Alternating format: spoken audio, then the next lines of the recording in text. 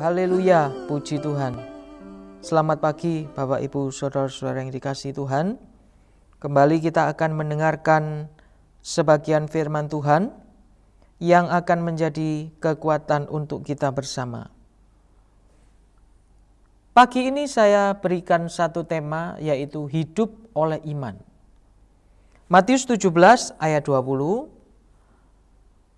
Matius 17 ayat yang ke-20, sebab aku berkata kepadamu, sesungguhnya sekiranya kamu mempunyai iman sebesar biji sesawi saja, kamu dapat berkata kepada gunung ini, pindah dari tempat ini ke sana, maka gunung ini akan pindah, dan takkan ada yang mustahil bagimu. Puji Tuhan. Bukan suatu kebetulan bahwa gereja kita tahun ini mengambil satu tema, yaitu hidup oleh iman. Karena di tahun 2020 ini kita bahkan seluruh dunia berada dalam kondisi yang cukup berat karena pandemi ini. Satu-satunya hal yang membuat kita dapat melewati beratnya kehidupan ini adalah iman. 1 Yohanes 5 ayat 4 mengatakan, dan inilah kemenangan yang mengalahkan dunia, iman kita. Dunia yang jahat ini berusaha untuk menjatuhkan hidup kita orang percaya dengan berbagai macam kejahatan, penyakit yang tidak terobati, dan hal-hal buruk lainnya. Setiap hari kita mendengar, bahkan melihat, dan itu membuat kita semakin hari semakin lemah, semakin khawatir, semakin takut, dan tidak berani melangkah. Namun kita orang percaya tidak perlu takut.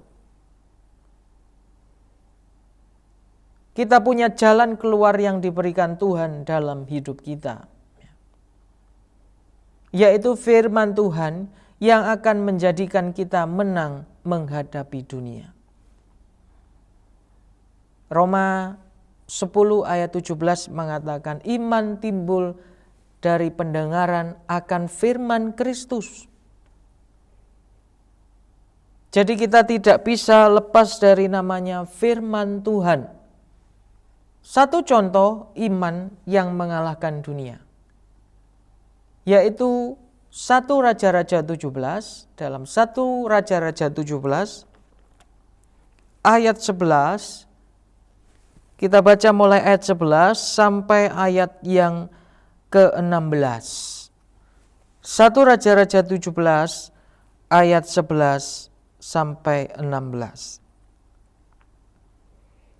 Ketika perempuan itu pergi mengambilnya, ia berseru lagi, cobalah ambil juga bagiku sepotong roti. Perempuan itu menjawab, demi Tuhan Allahmu yang hidup, sesungguhnya tidak ada roti padaku sedikit pun, kecuali segenggam tepung dalam tempayan dan sedikit minyak dalam buli-buli. Dan sekarang aku sedang mengumpulkan 2-3 potong kayu api. Kemudian aku mau pulang dan mengolahnya bagiku dan bagi anakku. Dan setelah kami memakannya, maka kami akan mati. Tetapi Elia berkata kepadanya, janganlah takut, pulanglah, buatlah seperti yang kau katakan. Tetapi buatlah lebih dahulu bagiku sepotong roti bundar kecil daripadanya, dan bawalah kepadaku, kemudian barulah kau buat bagimu dan bagi anakmu. Sebab beginilah firman Tuhan Allah Israel, tepung dalam tempayan itu tidak akan habis, dan minyak dalam buli-buli itu pun tidak akan berkurang, sampai pada waktu Tuhan memberi hujan ke atas muka bumi. Ayat 15, lalu pergilah perempuan itu dan berbuat seperti yang dikatakan Elia. Maka perempuan itu dan dia serta anak perempuan itu mendapat makanan beberapa waktu lamanya. Tepung dalam tempayan itu tidak habis, dan minyak dalam buli-buli itu tidak berkurang, seperti firman Tuhan yang diucapkannya dengan perantaraan Elia. Ya, seringkali kita mendengar tentang firman ini, yaitu Elia dan janda di Sarfat. Janda di Sarfat ini diperhadapkan dengan kelaparan yang hebat. Dikatakan ia tidak punya lagi bahan makanan. Ya. Sisa bahan makanannya hanya tinggal 1 kali makan. Dan dia berkata, besok kami akan mati. Hari-hari ini kita juga diperhadapkan dengan situasi yang sama. Dunia mengatakan bahwa kita dalam keadaan yang tanpa pengharapan. Dunia berusaha menjatuhkan iman kita bahwa tidak ada lagi harapan untuk masa depan. Tetapi dikatakan firman Tuhan datang melalui kehidupan janda Sarfat ini, melalui Nabi Elia, bahwa janda ini dan anaknya akan dipelihara selama masa kelaparan. Sekali lagi saya ingin katakan bahwa hidup kita orang percaya bukan bergantung pada keadaan dunia, bukan apa kenyataan yang diberikan oleh dunia, tetapi hidup kita adalah hidup oleh iman kepada firman Tuhan. Dunia mungkin mengatakan bahwa tidak ada lagi makanan. Dunia mungkin mengatakan tidak ada lagi pekerjaan. Dunia mengatakan mungkin tidak ada lagi kebaikan. Tetapi firman Tuhan jelas mengatakan bahwa kita pasti dipelihara. Firman Tuhan jelas mengatakan bahwa kita akan melihat masa depan yang gilang gemilang. Jadi hidup kita orang percaya jangan lagi melihat atau mendengar atau meyakini apa yang dikatakan oleh dunia. Tetapi yang harus kita yakini adalah janji firman Tuhan yang datang dalam kehidupan kita. Setiap kita pasti menerima janji daripada Tuhan yang berbeda-beda. Kepada janda di Sarfat ini janji Tuhan mengatakan, kamu pasti dipelihara selama masa kelaparan. Mungkin Tuhan juga berjanji kepada hidup saya bahwa saya akan melihat kesembuhan terjadi dalam kehidupan saya. Mungkin janji Tuhan juga berkata dalam kehidupan Bapak Ibu Saudara sekalian bahwa Bapak Ibu Saudara sekalian pasti akan menerima kelimpahan dan akan menjadi berkat bagi orang lain. Satu hal yang harus tetap kita pegang adalah firman Tuhan itu pasti terjadi dalam kehidupan kita. Karena itu jangan lagi kita mendengarkan apa kata dunia. Ya, karena kita tahu bersama dunia hari-hari ini berusaha mengalahkan iman percaya kita.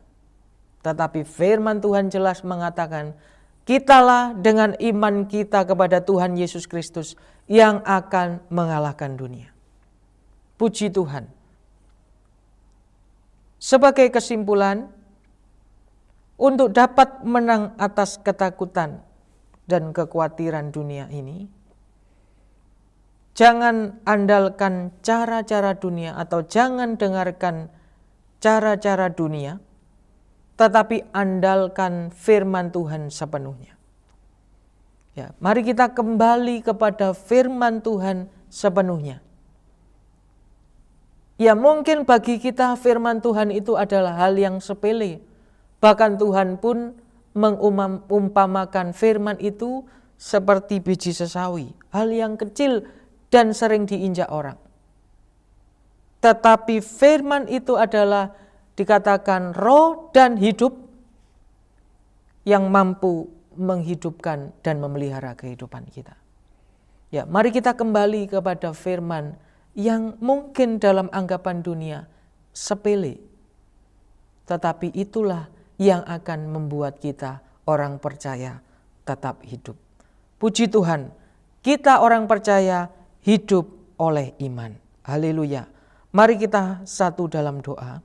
Bapa kami dalam kerajaan surga, kami mengucap syukur buat firman-Mu pagi ini yang meyakinkan kami, mengingatkan kami bahwa hidup kami orang percaya hanyalah oleh karena firman Tuhan, berdasarkan firman Tuhan, dan bukan karena kenyataan di hadapan kami. Terima kasih Tuhan Yesus. Roh Kudus terus kiranya kerjakan firman-Mu dalam kehidupan kami. Tuhan tolong seluruh sidang jemaat-Mu dimanapun berada. Tuhan tolong gereja-Mu. Biarlah kami selalu hidup oleh iman. Terima kasih Tuhan, kami menyerahkan kehidupan kami sepanjang hari ini ke dalam pimpinan-Mu. Terima kasih Tuhan, kami mengucap syukur di dalam nama Tuhan Yesus Kristus. Haleluya. Amin.